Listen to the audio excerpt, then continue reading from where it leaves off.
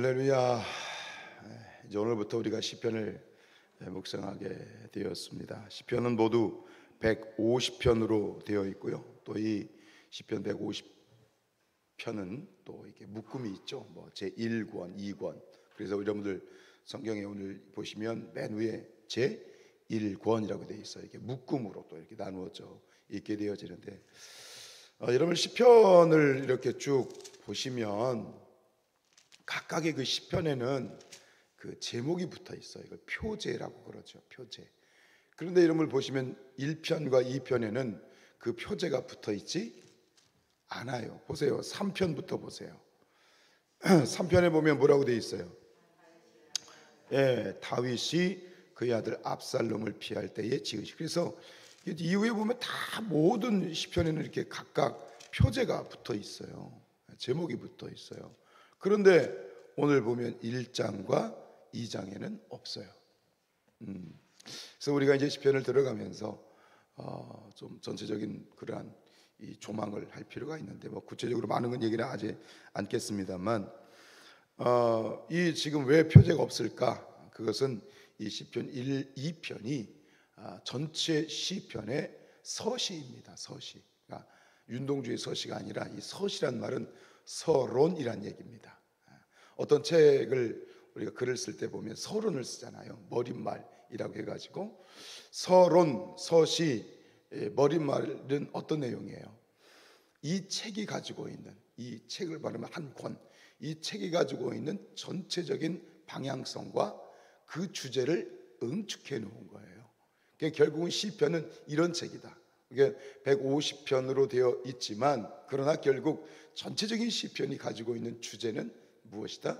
이것이다 라고 얘기하는 것이 1편과 2편인데, 그러면 오늘 이 시편 1편 그리고 2편을 얘기하는 거, 1편만 보죠. 1편에서 얘기하는 게 뭐예요? 주제가 뭐 같으세요? 뭐가 보이십니까? 가장 먼저 나온 말이 뭐예요? 복 있는 사람이죠. 재밌는 거 보여드릴까요?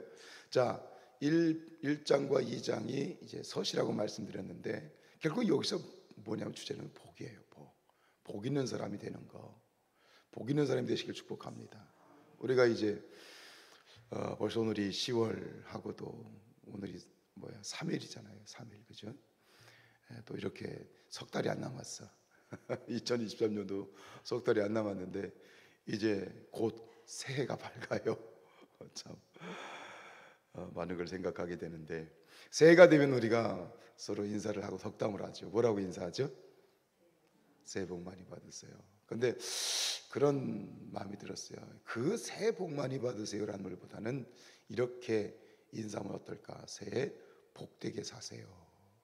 그러니까 왜냐하면 새해 복 많이 받으세요는 믿는 사람이나 믿지 않는 사람이 다 하는 얘기인데, 좀 그래요. 할 때마다 좀 식상한다는 느낌이 있는데, 우리가 올해 연말이나 되는 초에는 이렇게 대답을 하면 좋겠다. 서로 새해 복되게 사세요라고 하는 거예요.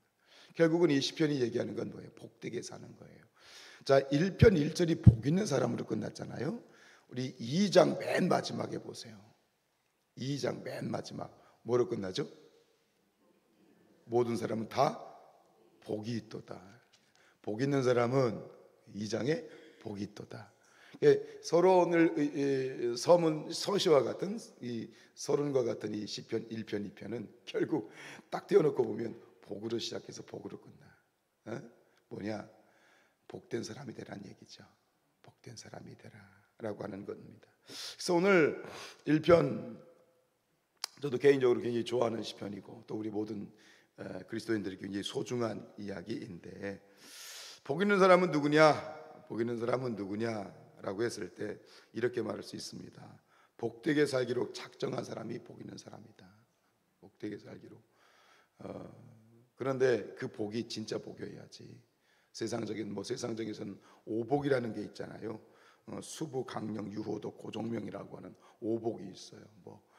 잘 살고 장수하고 부유하고 우환이 없고 덕이 있고, 그리고 천명을 다하고 죽는 것. 세상적으로 말하는 복이 있는데, 진정한 복은 무엇이냐?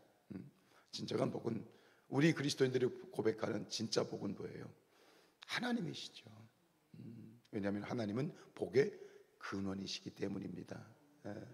결국은 사실 우리는 이미 서로 복을 축복하고 복되게 살기를 원하고 복을 빌어주지만, 우리가 이 믿음 안에서 정확하게 고백하고 넘어가야 되는 건 뭐냐면, 우리는 이미 복받은 사람이에요. 더 이상의 복은 없다. 이렇게 우리는 고백할 수 있어야 돼요. 왜요? 하나님이 우리의 복이시기 때문에 하나님을 믿는다는 것 자체가, 하나님을 모시고 사는 것 자체가 뭐예요? 복을 받은 것이죠. 복된 사람이에요. 더 이상의 복은 없다. 하나님 한 분이면 완전하다, 하나님 복이면 충분하다라는 말은, 고백은 뭐예요? 하나님이 우리의 최고의 복이시다. 우리 사랑하는 성산의 가족들이요, 여러분들은 최고의 복을 받은 분들이에요. 아멘. 예, 복 받은 분들이에요. 축복합니다. 그럼 구체적으로 이 복을 어떻게 삶에서 누릴 것인가, 그 이야기를 하는 거죠. 그러면서 오늘 그 유명한 1절과 2절, 복 있는 사람은 악인의 꾀를 따르지 아니하며 죄인의 길에 서지 아니하며 오만한 자의 자리에 앉지 아니하고 오직 여호와 율법을 즐거워하여 그 율법을 주야로 묵상한다. 이 묵상이란 얘기 나와요. 복과 함께 뭐가 나와요?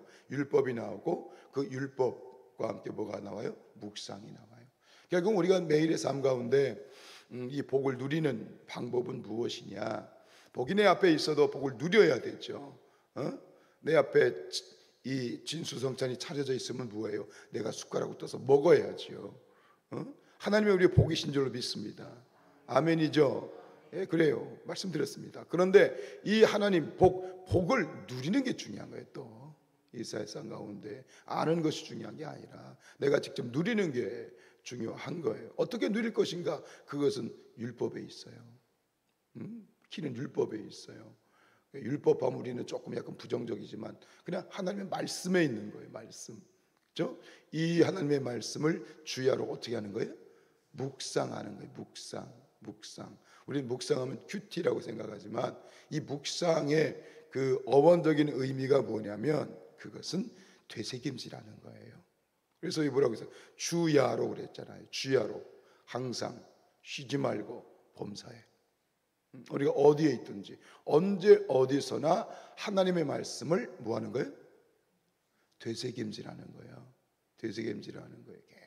계속 소가 여물을 먹고 난 다음에 그 끄집어내 가지고 계속 되새김질하는 것처럼, 이 복 있는 사람, 복된 사람이 되는 거, 복되게 사는 건 뭐냐? 하나님의 말씀을 주야로 항상 쉬지 말고 범사에 뭐 하는 거다? 되새김질하는 것이다. 그러면은 이 되새김질할 말씀을 언제 받아? 새벽에 받는 거예요. 새벽에 받는 거예요. 새벽에 받고 여러분의 말씀을 또 하루 가운데 읽으시는 분들은 그 말씀을 받는 거지. 그 말씀을 받아서 계속 되새김질하고 이게 묵상인 거예요.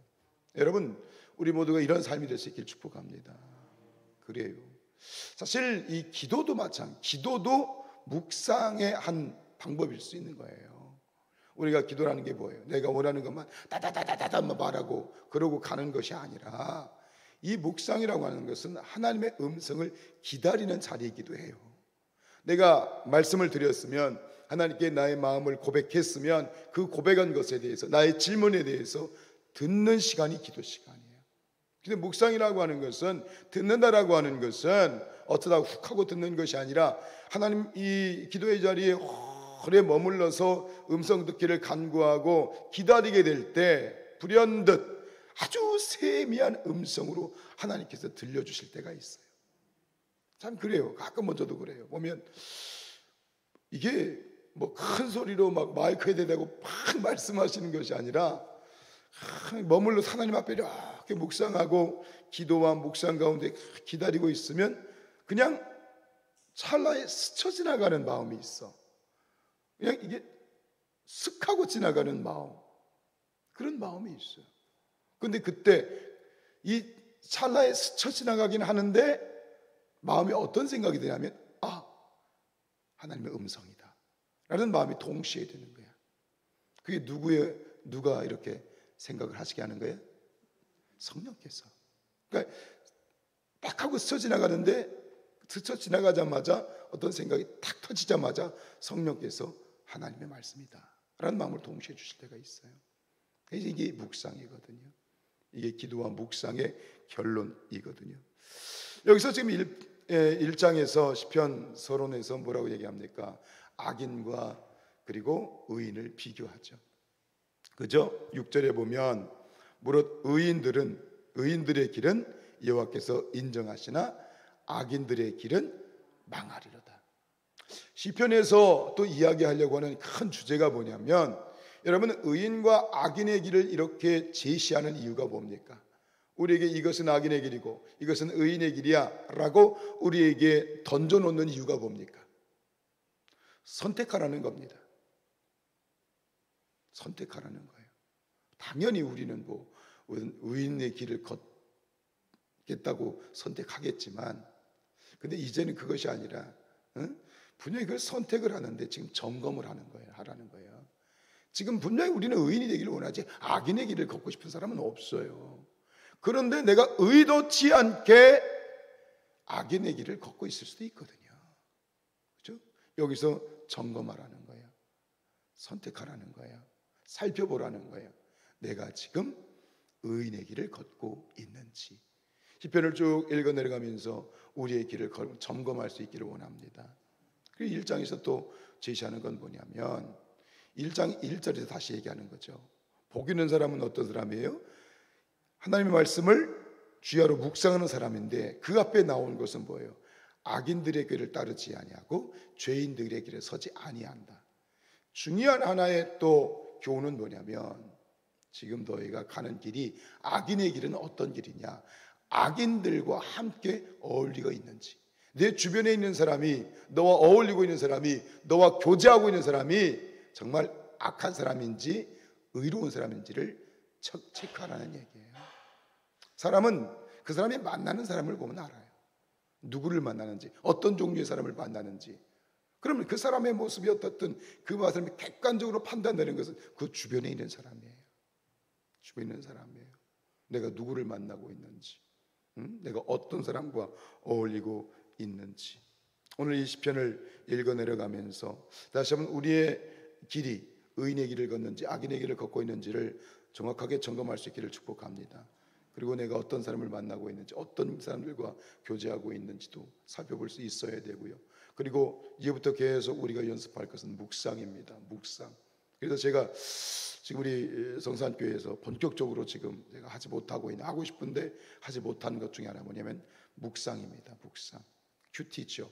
굉장히 중요한 것인데 일단은 큐티 학교를 하고 이걸 통해서 이제 묵상이 우리 성도들의 삶 가운데 이제 생활화 될 수 있도록 하려고 하는 것이 저희 이제 목회적인 방향성 중에 하나인데, 어쨌든간 이 시편을 통해서 우리가 끊임없이 묵상하는 연습, 경건의 연습을 함께 하면서 하나님이 우리에게 주시고자 원하는 그 복을 누리는 자들, 복되게 사는 자들, 그것이 우리 성산교회 모든 성도님들이 되시기를 주님의 이름으로 축복합니다. 기도하겠습니다.